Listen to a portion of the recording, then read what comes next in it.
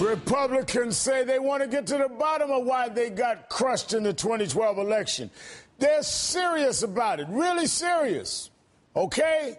So the Republican National Committee has launched an official review of the 2012 election, and they put their best minds on it. Wow, here comes a blue ribbon panel. Turns out 2 of the 5 people appointed to crack the code were poll deniers. One of them, former Bush Press Secretary Ari Fleischer, told the Daily Caller before the election, quote, "If the president wins, he's going to win very narrowly because I still think the polls are overestimating Democrats." Huh? How did that work out? Then there's Republican committeeman Henry Barber. Before the election, he tweeted, "Either it's going to be historic Dem turnout or the polls are too weighted for the Democrats." Another read, "Keep celebrating prematurely. America does not want to vote for Obama." Hope this review goes better than their election predictions. Joining me now is Michelle Cottle, Washington correspondent for Newsweek and the Daily Beast, and Dana Milbank, columnist for the Washington Post. Thank you both for being here. Hi, Reverend. Thanks, Rev.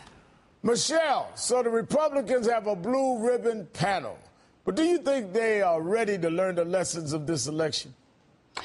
I think that you can disregard everything these guys said leading up to the election because they talk a good game and they have to have the, bravado and whatnot. Now, they really want to be back in power, and they've got to sit down and hammer out what's going to get them there. The problem is the party can't decide. Half of them think it's because Mitt Romney was too liberal and wasn't enough of a, kind of distinction from Obama, and half of them think he was just a lousy candidate for other reasons, and maybe they should have gone with, I don't know. Who should they have gone with? Jeb Bush? So part of the challenge here is that the party itself can't decide what it wants to be. So before they can get down to the nitty-gritty, they have to solve this identity crisis on some level. Now, Dana, Bill Kristol has an op-ed in the Weekly Standard. Very interesting. He quotes here that they're in deep disarray, the conservative movement, and he says one is reminded of Eric Hoffa's remark, and he quotes him, "Every great cause begins as a movement, becomes a business, and eventually degenerates into a racket. It may be that major parts of the American conservatism has become such a racket that a kind of refounding of the movement as a cause is necessary." It's quite an indictment, but he's really saying that what the conservative movement that we saw from the days of William F. Buckley Jr. to Reagan has gone to business and is now becoming a racket, and can they turn it back into a movement? Well, I mean, it's a powerful analysis, particularly because Bill Kristol was part of this movement that brought them to this point. It doesn't seem even controversial if you look at it objectively, what he's saying. I love this notion that they've got to put together a panel and investigate what went wrong in the election as if it's some weird kind of alchemy and formula. But I think, Michelle and you, Reverend, and I could save them all this money and tell them right now what happened here. They don't have to have this commission. They are becoming a party of conservative white males from the South in a country that doesn't look like that. That's it, full stop. They don't need to waste their precious party dollars on any more studies of this. But, Michelle, you see some interesting things developing. For Senator Jim DeMint, about to be former Senator Jim DeMint, was on Glenn Beck talking about how the two of them could work together. Listen.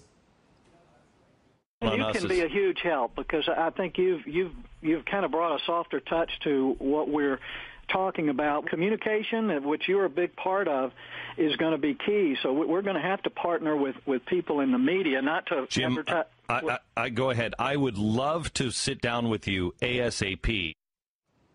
Now, I mean, this kind of personalities like Glenn Beck and them, aren't they part of what drove them all the way to the far right? Well, look, Jim DeMint has always been one of the biggest champions of the most conservative wing of the party in the Senate. Now he's headed out of there, and there's much debate about whether he did it because he was kind of tired of not getting his way in the Senate, or whether he'll make a huge difference now that he's gone to the Heritage Foundation, where he can kind of run this think tank and push those ideas and fund candidates through the Political Action Committee over there. But these two are quite the cozy pair, and I think they're just kind of ideologically simpatico anyway, and they have together kind of pushed the party in that direction. Now, on Meet the Press yesterday, Dana, Newt Gingrich argued that Hillary Clinton is nearly impossible for the current GOP to beat in 2016. Listen to this. She's very formidable as a person. I mean, this is a very competent person. She is married to the most popular Democrat in the country. Every Republican should be focused on what we just talked about. I mean, if their competitor in 16 is going to be Hillary Clinton, supported by Bill Clinton and presumably a still relatively popular President Barack Obama, trying to win that will be truly the Super Bowl. And the Republican Party today is incapable of competing at that level. Dana? Well, Newt Gingrich's crystal ball has had some difficulties before because he predicted that this year we would have President Newt Gingrich, which didn't turn out exactly as he had anticipated. But he makes a very valid point here about Hillary, and he's been actually collaborating with Hillary on and off over the years, so it's not that surprising.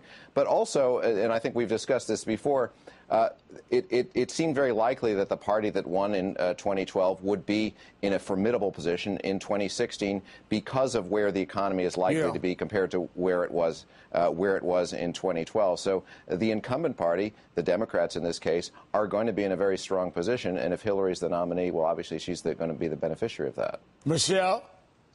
I just love a world where, after being Bill Clinton's bête noire for much of the Clinton presidency, now Gingrich is one of the great Clinton champions, along with much of the Republican Party. It has been fascinating to see kind of the Republican embrace of Hillary Clinton in particular. He also doesn't know how popular President Obama is, even though he just decisively won re-election. But I'm going to have to leave it there. I was going to talk about Governor Romney was at the fight the other night where the losers who he visited, but maybe we'll wait and get a blue ribbon panel on why Pacquiao lost the fight, Dana. Michelle Cottle and Dana Milbank, thanks for your time tonight. Thanks, Rev. Thanks, Rev. Ahead, their fat-free world comes to a screeching halt on national TV. Wait until you see my colleague Lawrence O'Donnell and what he did with Newt Gingrich on set. And two of the world's biggest ambassadors for activism, Kerry Kennedy and Harry Belafonte, are here to talk about their latest civil rights fight. Stay with us.